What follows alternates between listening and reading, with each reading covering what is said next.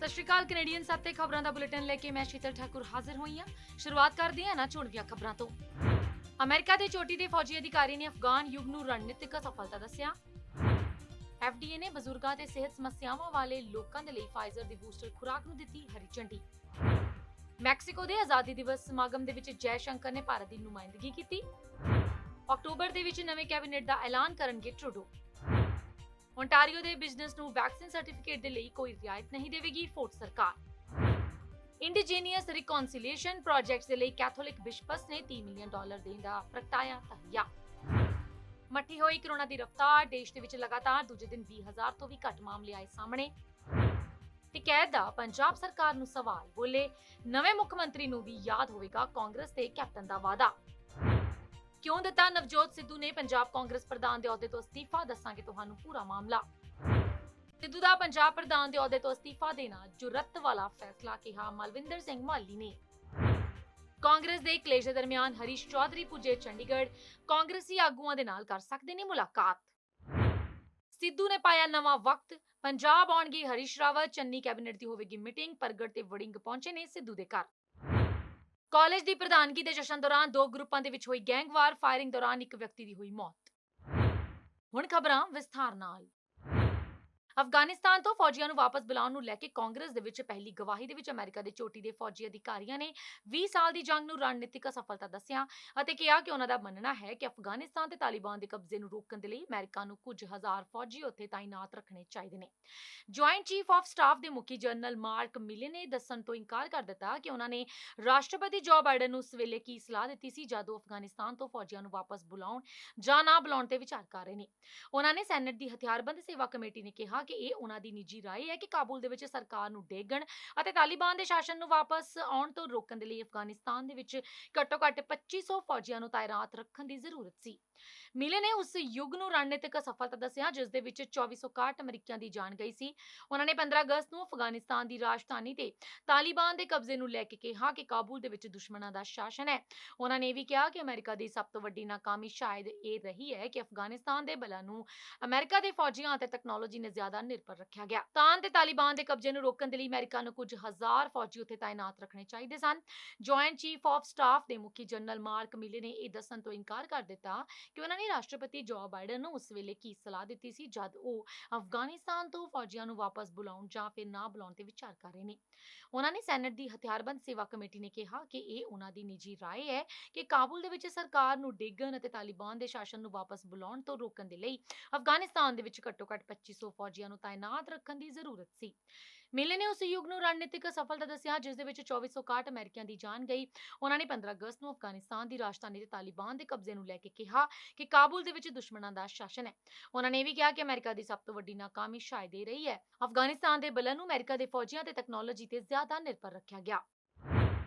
ਉਧਰ FDA ਨੇ ਬੁੱਧਵਾਰ ਨੂੰ ਬਜ਼ੁਰਗਾਂ ਅਤੇ ਸਿਹਤ ਸਮੱਸਿਆਵਾਂ ਵਾਲੇ ਲੋਕਾਂ ਦੇ ਲਈ ਫਾਈਜ਼ਰ ਦੇ ਕੋਵਿਡ-19 ਟੀਕੇ ਦੀ ਬੂਸਟਰ ਖੁਰਾਕ ਨੂੰ ਅਧਿਕਾਰਤ ਕਰ ਦਿੱਤਾ।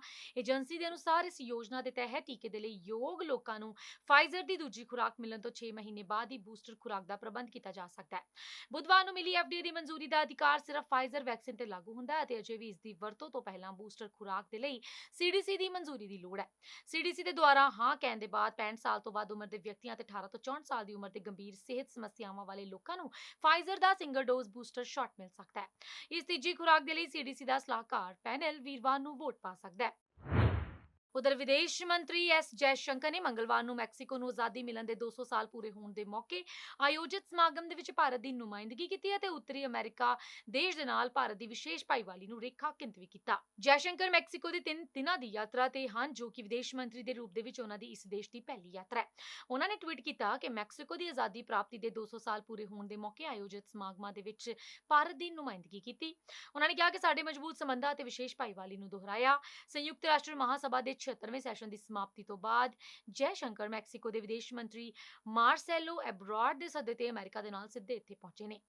ਵਿਦੇਸ਼ ਮੰਤਰਾਲੇ ਦੇ ਅਨੁਸਾਰ ਫਿਲਹਾਲ ਮੈਕਸੀਕੋ ਲਾਤੀਨ ਅਮਰੀਕਾ ਦੇ ਵਿੱਚ ਭਾਰਤ ਦਾ ਦੂਜਾ ਸਭ ਤੋਂ ਵੱਡਾ ਵਪਾਰਕ ਭਾਗੀਦਾਰ ਹੈ ਅਤੇ 2021-22 ਦੇ ਲਈ ਭਾਰਤ ਦੇ ਨਾਲ ਸੰਯੁਕਤ ਰਾਸ਼ਟਰ ਸੁਰੱਖਿਆ ਪਰਿਸ਼ਦ ਦਾ ਸਥਾਈ ਮੈਂਬਰ ਵੀ ਹੈ। ਉਧਰ ਪ੍ਰਧਾਨ ਮੰਤਰੀ ਜਸਟਿਨ ਟਰੂਡੋ ਨੇ ਆਖਿਆ ਕਿ ਉਹ ਆਪਣੇ ਨਵੇਂ ਮੰਤਰੀ ਮੰਡਲ ਦਾ ਐਲਾਨ ਅਕਤੂਬਰ ਦੇ ਵਿੱਚ ਕਰਨਗੇ। ਉਹਨਾਂ ਨੇ ਆਖਿਆ ਕਿ ਇਸ ਸਾਲ ਦੇ ਅੰਤ ਤੋਂ ਪਹਿਲਾਂ ਉਹ ਪਾਰਲੀਮੈਂਟ ਦੀ ਕਾਰਵਾਈ ਸ਼ੁਰੂ ਕਰਨਗੇ ਅਤੇ ਇਸ ਤੋਂ ਇਲਾਵਾ ਟਰੂਡੋ ਨੇ ਜਲਦ ਤੋਂ ਜਲਦ ਫੈਡਰਲ ਵੈਕਸੀਨ ਟੀਚਾ ਪੂਰਾ ਕਰਨ ਦਾ ਵੀ ਵਾਅਦਾ ਕੀਤਾ। 20 ਸਤੰਬਰ ਨੂੰ ਹੋਈਆਂ ਚੋਣਾਂ ਤੋਂ ਬਾਅਦ ਆਪਣੀ ਪਹਿਲੀ ਮੁੱਖ ਪ੍ਰੈਸ ਕਾਨਫਰੰਸ ਨੂੰ ਸੰਬੋਧਨ ਕਰਦਿਆਂ ਟਰੂਡੋ ਨੇ ਆਖਿਆ ਕਿ ਕੈਨੇਡੀਅਨਜ਼ ਨੂੰ ਇੱਕ ਵਾਰੀ ਫਿਰ ਲਿਬਰਲਾਂ ਦੇ ਵਿੱਚ ਭਰੋਸਾ ਪ੍ਰਗਟਾਇਆ ਹੈ, ਜਿਸ ਦਾ ਉਹ ਸ਼ੁਕਰੀਆ ਅਦਾ ਕਰਦੇ ਨੇ। ਮੰਗਲਵਾਰ ਨੂੰ ਟਰੂਡੋ ਦੇ ਗਵਰਨਰ ਜਨਰਲ ਮੈਰੀ ਮੇ ਸਾਈਮਨ ਦੇ ਕੋਲ ਅਗਲੀ ਸਰਕਾਰ ਬਣਾਉਣ ਦਾ ਇਰਾਦਾ ਪ੍ਰਗਟਾਉਣ ਦੀ ਪੁਸ਼ਟੀ ਵੀ ਕੀਤੀ।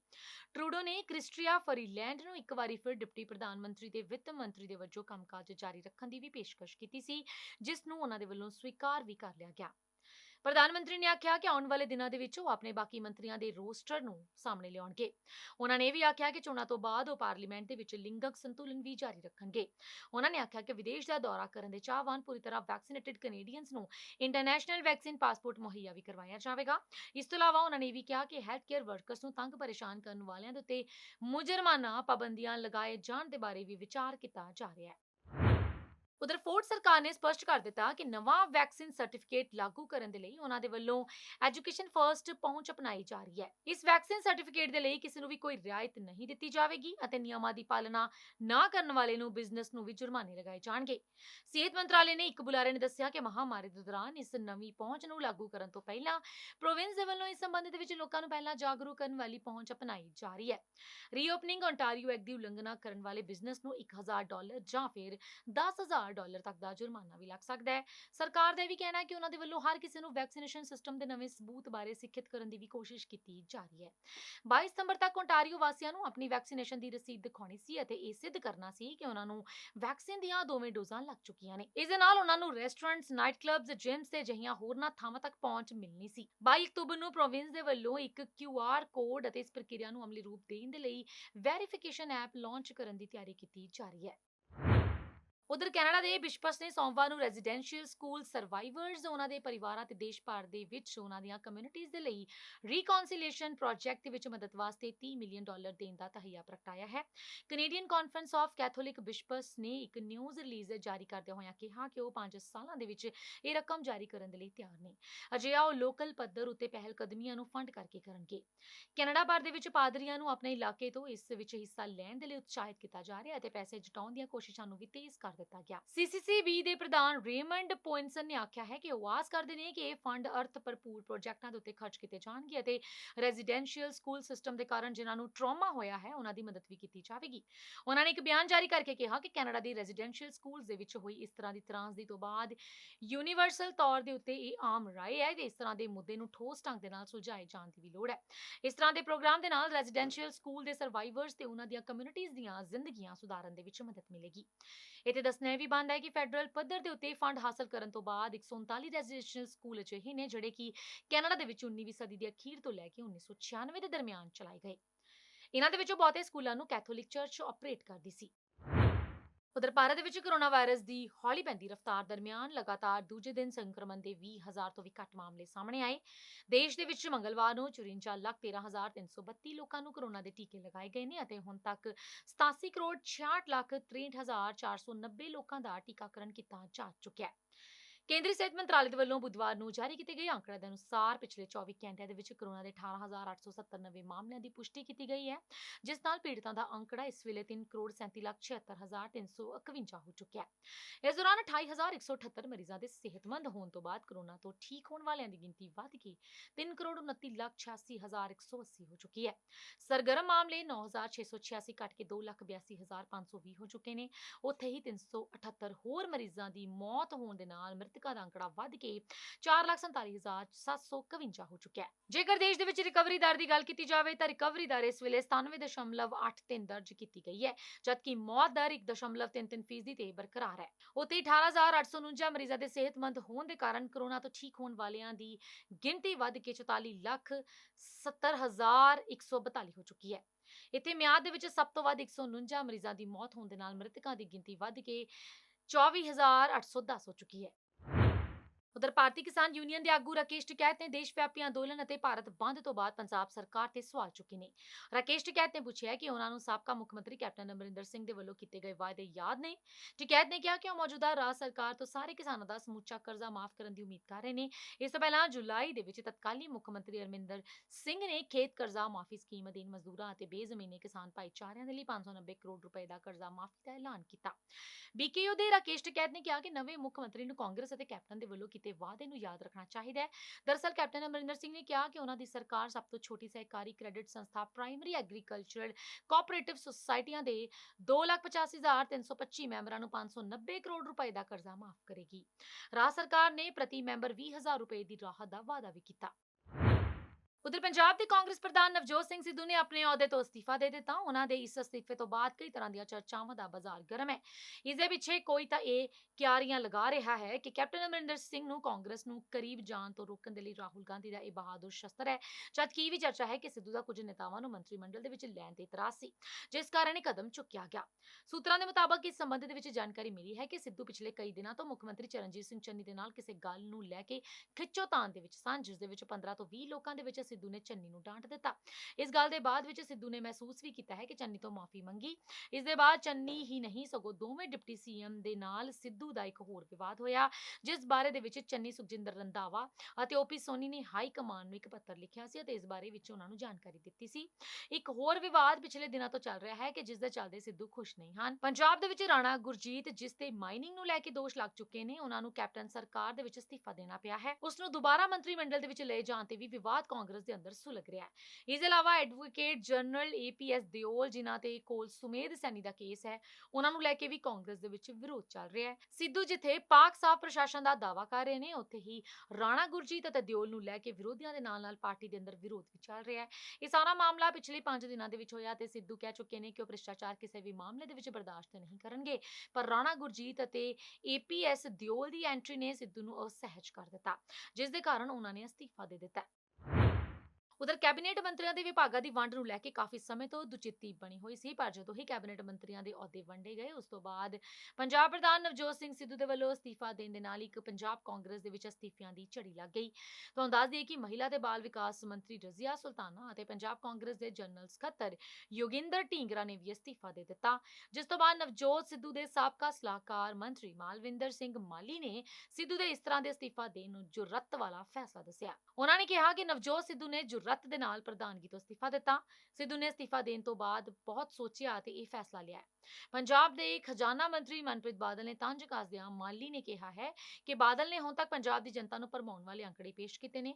ਉਹ ਬੁਰੀ ਤਰ੍ਹਾਂ ਫੇਲ ਖਜ਼ਾਨਾ ਮੰਤਰੀ ਸਾਬਤ ਹੋਏ ਨੇ, ਕਿਉਂਕਿ ਉਹ ਨਾ ਤਾਂ ਫਜ਼ੂਲ ਖਰਚੀ, ਖਜ਼ਾਨੇ ਦੀ ਦੁਰਵਰਤੋਂ ਅਤੇ ਲੁੱਟ ਨੂੰ ਰੋਕ ਸਕੇ ਅਤੇ ਨਾ ਹੀ ਆਮਦਨ ਦੇ ਨਵੇਂ ਸਾਧਨ ਲੱਭ ਸਕੇ ਨੇ। ਉਹਨਾਂ ਨੇ ਕਿਹਾ ਕਿ ਜੀਐਸਟੀ ਨਿਜ਼ਾਮ ਬਾਰੇ ਉਸ ਦੀਆਂ ਸਿਆਸੀ ਚਾਂਬੜਾਂ ਅਤੇ ਜਾਇਜ਼ਿਆਂ ਦਾ ਜਲੂਸ ਨਿਕਲ ਗਿਆ ਹੈ। ਤੁਹਾਨੂੰ ਦੱਸ ਦਈਏ ਕਿ ਮਾਲੀ ਦੇ ਵੱਲੋਂ ਬੀਤੇ ਦਿਨੀ ਇੱਕ ਪੋਸਟ ਸ਼ੇਅਰ ਕੀਤੀ ਗਈ ਸੀ, ਜਿਸ ਦੇ ਵਿੱਚ ਉਹਨਾਂ ਨੇ ਪੰਜਾਬ ਦੇ ਚੰਨੀ ਸਰਕਾਰ ਦੇ ਵੱਲੋਂ ਲਗਾਏ ਗਏ ਨਵੇਂ ਐਡਵੋਕੇਟ ਜਨਰਲ ਅਮਰਪ੍ਰੀਤ ਸਿੰਘ ਦਿਓਲ ਤੇ ਨਿਸ਼ਾਨਾ ਸਾਧਿਆ ਸੀ। ਉਹਨਾਂ ਨੇ ਆਪਣੀ ਪੋਸਟ ਦੇ ਵਿੱਚ ਲਿਖਿਆ ਸੀ ਕਿ ਜਦੋਂ ਸਿਆਸਤ, ਧੰਦਾ, ਧਰਮ, ਵਪਾਰ, ਰਾਜਨੀਤੀ, ਪਰਿਵਾਰ ਹੋਵੇ ਅਤੇ ਸਿਆਸਤਦਾਨਾਂ, ਅਫਸਰਾਂ, ਮਾਫੀਏ ਅਤੇ ਮਾਇਆ ਅਧਿਕਾਰੀਆਂ ਦਾ ਨਾਪਾਕ ਗੱਠਜੋੜ ਬਣ ਜਾਂਦਾ ਹੈ, ਤਾਂ ਉਦੋਂ ਅਦਾਲਤਾਂ ਦੇ ਰਾਹੀਂ ਇਸ ਨੂੰ ਪ੍ਰਵਾਨਗੀ ਦਿਵਾਉਣ ਦਾ ਪ੍ਰਬੰਧ ਕੀਤਾ ਜਾਵੇ ਤਾਂ ਪੰਜਾਬ ਸਿਆਂ ਤੇਰਾ ਕੌਣ ਬੇਲੀ। ਮਾਲੀ ਨੇ ਕਿਹਾ ਸੀ ਕਿ ਚੰਨੀ ਸਰਕਾਰ ਨੇ ਇਸੇ ਰਾਹ ਵਾਲਾ ਏਜੀ ਲਗਾਇਆ ਹੈ। ਉਧਰ ਨਵਜੋਤ ਸਿੰਘ ਸਿੱਧੂ ਦੇ ਵੱਲੋਂ ਅਸਤੀਫਾ ਦੇਣ ਤੋਂ ਬਾਅਦ ਪੰਜਾਬ ਕਾਂਗਰਸ ਦੇ ਵਿੱਚ ਆਏ ਸਿਆਸੀ ਭੁਚਾਲ ਦੇ ਮੱਦੇਨਜ਼ਰ ਕਾਂਗਰਸੀ ਆਗੂ ਹਰੀਸ਼ ਚੌਧਰੀ ਇੱਥੇ ਪਹੁੰਚ ਗਏ ਨੇ। ਦੱਸਿਆ ਜਾ ਰਿਹਾ ਹੈ ਕਿ ਹਰੀਸ਼ ਚੌਧਰੀ ਦੇ ਵੱਲੋਂ ਕਾਂਗਰਸੀ ਆਗੂਆਂ ਦੇ ਨਾਲ ਮੁਲਾਕਾਤ ਕਰਕੇ ਚੱਲ ਰਹੇ ਕਾਟੋ ਕਲੇਸ਼ ਨੂੰ ਦੂਰ ਕਰਨ ਦੀ ਕੋਸ਼ਿਸ਼ ਵੀ ਕੀਤੀ ਜਾ ਰਹੀ ਹੈ। ਅਜਿਹਾ ਵੀ ਮੰਨਿਆ ਜਾ ਰਿਹਾ ਹੈ ਕਿ ਹਰੀਸ਼ ਚੌਧਰੀ ਨਵਜੋਤ ਸਿੱਧੂ ਦੇ ਨਾਲ ਵੀ ਮੁਲਾਕਾਤ ਕਰ ਸਕਦੇ ਨੇ। ਇਸ ਦੌਰਾਨ ਪੰਜਾਬ ਕੈਬਨਿਟ ਦੀ ਮੀਟਿੰਗ ਵੀ ਹੋਣ ਜਾ ਰਹੀ ਹੈ। ਉੱਥੇ ਨਵਜੋਤ ਸਿੱਧੂ ਨੂੰ ਮਨਾਉਣ ਦੀ ਵੀ ਕੋਸ਼ਿਸ਼ ਕੀਤੀ ਜਾ ਰਹੀ ਹੈ। ਉਧਰ ਨਵਜੋਤ ਸਿੰਘ ਸਿੱਧੂ ਦਾ ਅਸਤੀਫਾ ਫਿਲਹਾਲ ਕਾਂਗਰਸ ਹਾਈ ਕਮਾਨ ਨੇ ਰੱਦ ਕਰ ਦਿੱਤਾ। ਪੰਜਾਬ ਦੇ ਆਗੂਆਂ ਦੀ ਪਹਿਲਾਂ ਉਹਨਾਂ ਨੂੰ ਮਨਾਉਣ ਦੇ ਲਈ ਡਿਊਟੀ ਲਗਾਈ ਗਈ ਹੈ। ਜੇ ਉਹਨਾਂ ਦੇ ਨਾਲ ਗੱਲ ਨਹੀਂ ਬਣੀ ਤਾਂ ਹੁਣ ਪੰਜਾਬ ਕਾਂਗਰਸ ਦੇ ਇੰਚਾਰਜ ਹਰੀਸ਼ ਰਾਵਤ ਪੰਜਾਬ ਪਹੁੰਚ ਰਹੇ ਨੇ। ਉਹਨਾਂ ਨੂੰ ਸਿੱਧੂ ਨੂੰ ਆਪਣਾ ਅਸਤੀਫਾ ਵਾਪਸ ਲੈਣ ਲਈ ਮਨਾਉਣਗੇ। ਇਸ ਤੋਂ ਪਹਿਲਾਂ ਮੰਗਲਵਾਰ ਰਾਤ ਤੋਂ ਸਿੱਧੂ ਪ੍ਰਗਟ ਸਿੰਘ ਅਤੇ ਅਮਰਿੰਦਰ ਸਿੰਘ ਰਾਜਾ ਵੜਿੰਗ ਦੇ ਕਰੀਬੀ ਮੰਤਰੀ ਪਟਿਆਲਾ ਪਹੁੰਚੇ। ਬਾਹਰ ਆਉਣ ਤੋਂ ਬਾਅਦ ਦੋਵਾਂ ਨੇ ਕਿਹਾ ਕਿ ਕੁਝ ਮੁੱਦੇ ਹਨ ਜਿਨ੍ਹਾਂ ਨੂੰ ਅੱਜ ਯਾਨੀ ਕਿ ਬੁੱਧਵਾਰ ਦੇ ਦਿਨ ਸੁਲਝਾ ਲਿਆ ਜਾਵੇਗਾ। ਇਸ ਤੋਂ ਬਾਅਦ ਬੁੱਧਵਾਰ ਸਵੇਰੇ ਦੁਬਾਰਾ ਪਟਿਆਲਾ ਸਿੱਧੂ ਦੇ ਘਰ ਪਹੁੰਚੇ ਨੇ। ਇਸ ਦੌਰਾਨ ਮੁੱਖ ਮੰਤਰੀ ਚਰਨਜੀਤ ਸਿੰਘ ਚੰਨੀ ਨੇ ਵੀ ਕੈਬਨਿਟ ਕੈਬਨਿਟ ਦੀ ਮੀਟਿੰਗ ਬੁਲਾਈ ਹੈ। ਇਸ ਦੇ ਵਿੱਚ ਸਿੱਧੂ ਨੂੰ ਮਨਾਉਣ ਦੇ ਬਾਰੇ ਫੈਸਲਾ ਲਿਆ ਜਾਵੇਗਾ। ਇਸ ਦੇ ਨਾਲ ਹੀ ਕਾਂਗਰਸ ਹਾਈ ਕਮਾਨ ਨੇ ਪਹਿਲੀ ਵਾਰ ਸਿੱਧੂ ਦੇ ਅਸਤੀਫੇ ਤੇ ਪ੍ਰਤੀਕਿਰਿਆ ਦਿੱਤੀ ਹੈ। ਕਾਂਗਰਸ ਦੇ ਕੌਮੀ ਜਨਰਲ ਸਕੱਤਰ ਕੇਸੀ ਵੇਣੂਗੋਪਾਲ ਨੇ ਕਿਹਾ ਕਿ ਚਿੰਤਾ ਦੀ ਕੋਈ ਗੱਲ ਨਹੀਂ ਹੈ, ਜਲਦੀ ਹੀ ਸਭ ਕੁਝ ਠੀਕ ਹੋ ਜਾਵੇਗਾ। ਕੈਬਨਿਟ ਦੀ ਮੀਟਿੰਗ ਅਜਿਹੇ ਸਮੇਂ ਹੋ ਰਹੀ ਹੈ ਜਦੋਂ ਜ਼ਿਆਦਾਤਰ ਮੰਤਰੀ ਸਿੱਧੂ ਦੇ ਅਸਤੀਫੇ ਦੇ ਸਮੇਂ ਤੋਂ ਨਾਖੁਸ਼ ਨੇ। ਜਦੋਂ ਮੰਤਰੀ ਕੁਰਸੀ ਸੰਭਾਲ ਰਹੇ ਸਨ ਤਾਂ ਸਿੱਧੂ ਨੇ ਆਪਣੇ ਅਸਤੀਫੇ ਦਾ ਟਵੀਟ ਕਰਕੇ ਸਾਰਿਆਂ ਨੂੰ ਹੈਰਾਨ ਕਰ ਦਿੱਤਾ। ਇਸ ਤੋਂ ਬਾਅਦ ਸੀਐਮ ਚੰਨੀ ਦੇਰ ਰਾਤ ਤੱਕ ਪੰਜਾਬ ਸਕੱਤਰੇਤ ਦੇ ਵਿੱਚ ਬੈਠੇ ਰਹੇ। ਉਹਨਾਂ ਨੇ ਮੰਤਰੀਆਂ ਦੇ ਨਾਲ ਮੀਟਿੰਗਾਂ ਵੀ ਕੀਤੀਆਂ। ਹਾਲਾਂਕਿ ਉਹਨਾਂ ਨੇ ਕਿਹਾ ਸੀ ਕਿ ਸਿੱਧੂ ਦੇ ਨਾਲ ਗੱਲ ਕਰਨ ਤੋਂ ਬਾਅਦ ਉਹਨਾਂ ਨੂੰ ਨਾਰਾਜ਼ਗੀ ਦੇ ਬਾਰੇ ਪਤਾ ਲੱਗੇਗਾ। ਸਿੱਧੂ ਨੇ ਮੰਗਲਵਾਰ ਦੁਪਹਿਰ ਨੂੰ ਪੰਜਾਬ ਕਾਂਗਰਸ ਦੇ ਮੁਖੀ ਦੇ ਅਹੁਦੇ ਤੋਂ ਅਸਤੀਫਾ ਦੇ ਦਿੱਤਾ। ਕੁਝ ਸਮੇਂ ਬਾਅਦ ਖਜ਼ਾਨਚੀ ਗੁਲਜ਼ਾਰ ਇੰਦਰ ਚਾਹਲ ਨੇ ਵੀ ਅਸਤੀਫਾ ਦੇ ਦਿੱਤਾ ਔਰ ਇਸ ਤੋਂ ਬਾਅਦ ਸਿੱਧੂ ਦੇ ਰਣਨੀਤਿਕ ਸਲਾਹਕਾਰ ਸਾਬਕਾ ਡੀਜੀਪੀ ਮੁਹੰਮਦ ਮੁਸਤਫਾ ਆਪਣੀ ਕੈਬਨਿਟ ਮੰਤਰੀ ਪਤਨੀ ਰਜ਼ੀਆ ਸੁਲਤਾਨਾ ਦੇ ਨਾਲ ਪਟਿਆਲਾ ਪਹੁੰਚੇ। ਬਾਹਰ ਆਉਣ ਤੋਂ ਬਾਅਦ ਰਜ਼ੀਆ ਨੇ ਵੀ ਮੰਤਰੀ ਦੇ ਅਹੁਦੇ ਤੋਂ ਅਸਤੀਫਾ ਦੇ ਦਿੱਤਾ। ਕੁਝ ਸਮੇਂ ਦੇ ਵਿੱਚ ਜਨਰਲ ਸਕੱਤਰ ਯੋਗਿੰਦਰ ਢੀਂਗਰਾ ਨੇ ਵੀ ਅਸਤੀਫਾ ਦੇ ਦਿੱਤਾ। ਇਸ ਤੋਂ ਬਾਅਦ ਪ੍ਰਗਟ ਸਿੰਘ ਦੇ ਅਸਤੀਫੇ ਦੀ ਅਫਵਾਹ ਉੱਡੀ ਪਰ ਉਹਨਾਂ ਨੇ ਇਸ ਨੂੰ ਖਾਰਜ ਕਰ ਦਿੱਤਾ। ਉਧਰ ਇਤਿਹਾਸਿਕ ਕਸਬਾ ਚੌਲਾ ਸਾਹਿਬ ਵਿਖੇ ਅੱਜ ਦੁਪਹਿਰ 12:30 ਵਜੇ ਦੇ ਕਰੀਬ ਖੇਡ ਸਟੇਡੀਅਮ ਦੇ ਬਾਹਰ 30 ਤੋਂ 40 ਨੌਜਵਾਨਾਂ ਦੇ ਦੋ ਗਰੁੱਪਾਂ ਦੇ ਵਿੱਚ ਕਾਲਜ ਦੀ ਪ੍ਰਧਾਨਗੀ ਨੂੰ ਲੈ ਕੇ ਗੋਲੀ ਚੱਲਣ ਦਾ ਮਾਮਲਾ ਸਾਹਮਣੇ ਆਇਆ। ਗੋਲੀ ਚੱਲਣ ਦੇ ਨਾਲ ਇੱਕ ਨੌਜਵਾਨ ਦੀ ਗੋਲੀ ਲੱਗਣ ਨਾਲ ਮੌਤ ਵੀ ਹੋ ਗਈ, ਜਦਕਿ ਇੱਕ ਹੋਰ ਨੌਜਵਾਨ ਗੋਲੀ ਲੱਗਣ ਦੇ ਕਾਰਨ ਗੰਭੀਰ ਰੂਪ ਦੇ ਨਾਲ ਜ਼ਖਮੀ ਪਾਇਆ ਗਿਆ, ਜਿਸ ਨੂੰ ਤਰਨਤਾਰਨ ਦੇ ਇੱਕ ਹਸਪਤਾਲ ਦੇ ਵਿੱਚ ਦਾਖਲ ਵੀ ਕਰਵਾਇਆ ਗਿਆ। ਮੌਕੇ ਤੇ ਪੁੱਜੀ ਪੁਲਿਸ ਪਾਰਟੀ ਨੇ ਕਾਰਵਾਈ ਕਰਦਿਆਂ ਉਸ ਵਕਤ ਇਸ ਵਾਰਦਾਤ ਦੇ ਨਾਲ ਸੰਬੰਧਿਤ ਦੋ ਨੌਜਵਾਨਾਂ ਨੂੰ ਕਾਬੂ ਕਰ ਲਿਆ। ਜਾਣਕਾਰੀ ਦੇ ਮੁਤਾਬਕ ਕਾਲਜ ਦੀ ਪ੍ਰਧਾਨਗੀ ਨੂੰ ਲੈ ਕੇ ਇੱਥੋਂ ਦੇ ਖੇਡ ਸਟੇਡੀਅਮ ਦੇ ਬਾਹਰ 15 ਤੋਂ 20 ਵੱਖ-ਵੱਖ ਗੱਡੀਆਂ 'ਚ ਸਵਾਰ ਹੋ ਕੇ ਵੱਡੀ ਗਿਣਤੀ ਦੇ ਵਿੱਚ ਨੌਜਵਾਨ ਇੱਥੇ ਆਏ ਤੇ ਦੂਸਰੇ ਪਾਸੇ ਪਹਿਲਾਂ ਤੋਂ ਮੌਜੂਦ ਬਹੁਤ ਸਾਰੇ ਨੌਜਵਾਨ ਪ੍ਰਧਾਨਗੀ ਦੀ ਚੋਣ ਕਰਕੇ ਖੁਸ਼ੀ ਮਨਾ ਰਹੇ ਸਨ ਅਤੇ ਵੇਖਦਿਆਂ ਹੀ ਵੇਖਦਿਆਂ ਇਹਨਾਂ ਦੋਵਾਂ ਗੁੱਟਾਂ ਦੇ ਵਿੱਚ ਗੋਲੀਆਂ ਚੱਲਣੀਆਂ ਸ਼ੁਰੂ ਹੋ ਗਈਆਂ। ਚਸ਼ਮਦੀਦਾਂ ਦੇ ਮੁਤਾਬਕ ਨੌਜਵਾਨ ਰਿਵਾਲਵਰ, 12 ਬੋਰ ਰਾਈਫਲਾਂ ਤੇ 315 ਰਾਈਫਲਾਂ ਦੇ ਨਾਲ ਲੈਸ ਸਨ, ਜਿਨ੍ਹਾਂ ਨੇ ਰਾਹਗੀਰਾਂ ਦੀ ਪਰਵਾਹ ਨਾ ਕਰਦਿਆਂ ਹੋਇਆਂ ਅੰਨ੍ਹੇਵਾਹ ਗੋਲੀਆਂ ਚਲਾਉਣੀਆਂ ਸ਼ੁਰੂ ਕਰ ਦਿੱਤੀਆਂ, ਜਿਸ ਦੇ ਵਿੱਚ ਕੁਝ ਨੌਜਵਾਨ ਜ਼ਖਮੀ ਹੋਏ। ਘਟਨਾ ਸਥਾਨ ਤੇ ਮੌਕੇ ਪੁੱਜੀ ਪੁਲਿਸ ਪਾਰਟੀ ਨੇ ਗੰਭੀਰ ਰੂਪ ਦੇ ਵਿੱਚ ਜ਼ਖਮੀ ਨੌਜਵਾਨਾਂ ਨੂੰ ਇਲਾਜ ਦੇ ਲਈ ਤਰਨਤਾਰਨ ਹਸਪਤਾਲ ਭੇਜ ਦਿੱਤਾ। ਇਸ ਤੋਂ ਬਾਅਦ ਤਕਰੀਬਨ 4 ਵਜੇ ਦੇ ਕਰੀਬ ਇੱਥੋਂ ਨਜ਼ਦੀਕੀ ਪਿੰਡ ਮੋਹਨਪੁਰ ਸੂਏ ਦੀਆਂ ਝਾੜੀਆਂ ਦੇ ਵਿੱਚ ਇੱਕ ਹੋਰ ਨੌਜਵਾਨ ਦੀ ਲਾਸ਼ ਪੁਲਿਸ ਪਾਰਟੀ ਨੂੰ ਮਿਲੀ, ਜਿਸ ਦੀ ਛਾਤੀ ਦੇ ਵਿੱਚ ਗੋਲੀ ਲੱਗੀ ਹੋਈ ਸੀ, ਜਿਸ ਨੂੰ ਇਸ ਘਟਨਾ ਦੇ ਨਾਲ ਜੋੜ ਕੇ ਵੀ ਵੇਖਿਆ ਜਾ ਰਿਹਾ ਹੈ। ਘਟਨਾ ਸਥਾਨ ਤੇ ਪੁੱਜੇ ਡੀਜੀਪੀ ਗੋਇੰਦਵਾਲ ਪ੍ਰੀਤਿੰਦਰ ਸਿੰਘ ਤੇ ਪੁਲਿਸ ਥਾਣਾ ਚੌਲਾ ਸਾਹਿਬ ਦੇ ਐਸਐਚਓ ਬਲਜਿੰਦਰ ਸਿੰਘ ਨੇ ਦੱਸਿਆ ਕਿ ਉਹਨਾਂ ਨੂੰ ਪਿੰਡ ਮੋਹਨਪੁਰ ਦੇ ਸਰਪੰਚ ਨੇ ਫੋਨ ਰਾਹੀਂ ਸੂਚਿਤ ਕੀਤਾ ਕਿ ਇੱਕ ਨੌਜਵਾਨ ਦੀ ਲਾਸ਼ ਇੱਕ ਸੂਏ ਦੇ ਨਜ਼ਦੀਕ ਝਾੜੀਆਂ ਦੇ ਵਿੱਚ ਪਈ ਹੋਈ ਹੈ। ਜਦਕਿ ਉਹਨਾਂ ਨੇ ਮੌਕੇ ਤੇ ਜਾ ਕੇ ਵੇਖਿਆ ਤਾਂ ਨੌਜਵਾਨ ਜੋ ਕਿ ਮ੍ਰਿਤਕ ਹਾਲਤ ਦੇ ਵਿੱਚ ਉੱਥੇ ਪਿਆ ਹੋਇਆ ਸੀ, ਉਸਦੀ ਛਾਤੀ ਦੇ ਵਿੱਚ ਗੋਲੀ ਲੱਗੀ ਹੋਈ ਸੀ, ਜਿਸ ਨੂੰ ਹੁਣ ਪੋਸਟਮਾਰਟਮ ਦੇ ਲਈ ਤਰਨਤਾਰਨ ਭੇਜ ਦਿੱਤਾ ਗਿਆ। ਇਸ ਮਾਮਲੇ ਦੀ ਜਾਂਚ ਕਰ ਰਹੀ ਪੁਲਿਸ ਨੇ ਦੱਸਿਆ ਕਿ ਮ੍ਰਿਤਕ ਦੀ ਪਛਾਣ ਸਰਵਨ ਸਿੰਘ ਪੁੱਤਰ ਸੁਰਿੰਦਰ ਸਿੰਘ ਵਾਸੀ ਸਰਹਾਲੀ ਕਲਾਂ ਉਮਰ ਕਰੀਬ 22-23 ਸਾਲ ਵਜੋਂ ਹੋਈ ਹੈ। ਉਹਨਾਂ ਨੇ ਦੱਸਿਆ ਕਿ ਮ੍ਰਿਤਕ ਦੇ ਚਾਚਾ ਭਗਵਾਨ ਸਿੰਘ ਦੇ ਬਿਆਨਾਂ ਤੇ ਕੇਸ ਦਰਜ ਕਰਕੇ ਕਾਰਵਾਈ ਸ਼ੁਰੂ ਕਰ ਦਿੱਤੀ ਗਈ ਹੈ ਅਤੇ ਇਸ ਨੌਜਵਾਨ ਦੀ ਹੋਈ ਮੌਤ ਨੂੰ ਲੈ ਕੇ ਕਾਲਜ ਦੀ ਪ੍ਰਧਾਨਗੀ ਦੇ ਲਈ ਚੱਲੀ ਗੋਲੀ ਵਾਲੀ ਘਟਨਾ ਨਾਲ ਜੋੜ ਕੇ ਵੇਖਿਆ ਜਾ ਸਕਦਾ ਹੈ, ਜਿਸ ਵਿੱਚ ਬਾਰੀਕੀ ਦੇ ਨਾਲ ਛਾਣਬੀਨ ਵੀ ਹੁਣ ਕੀਤੀ ਜਾ ਰਹੀ ਹੈ। ਮ੍ਰਿਤਕ ਦੇ ਚਾਚਾ ਭਗਵਾਨ ਸਿੰਘ ਨੇ ਦੱਸਿਆ ਕਿ ਉਹਨਾਂ ਦਾ ਲੜਕਾ ਜੋ ਕਿ ਘਰੋਂ 12 ਵਜੇ ਦੇ ਕਰੀਬ ਆਇਆ ਅਤੇ ਘਰ ਵਾਪਸ ਨਾ ਪਰਤਣ ਤੇ ਉਸ ਨੂੰ ਅਸੀਂ ਵਾਰ-ਵਾਰ ਫੋਨ ਕੀਤੇ, ਉਸਨੇ ਫੋਨ ਨਹੀਂ ਚੁੱਕਿਆ। ਅੱਜ 4 ਵਜੇ ਦੇ ਕਰੀਬ ਜਦ ਉਸਨਾਂ ਨੇ ਦੁਬਾਰਾ ਫੋਨ ਲਗਾਇਆ ਤਾਂ ਥਾਣਾ ਚੌਲਾ ਸਾਹਿਬ ਦੇ ਮੁਖੀ ਵੱਲੋਂ ਉਹਨਾਂ ਨੂੰ ਦੱਸਿਆ ਗਿਆ ਕਿ ਉਹਨਾਂ ਦੇ ਲੜਕੇ ਦੀ ਲਾਸ਼ ਮੋਹਨਪੁਰ ਵਿਖੇ ਪਈ ਹੋਈ ਹੈ।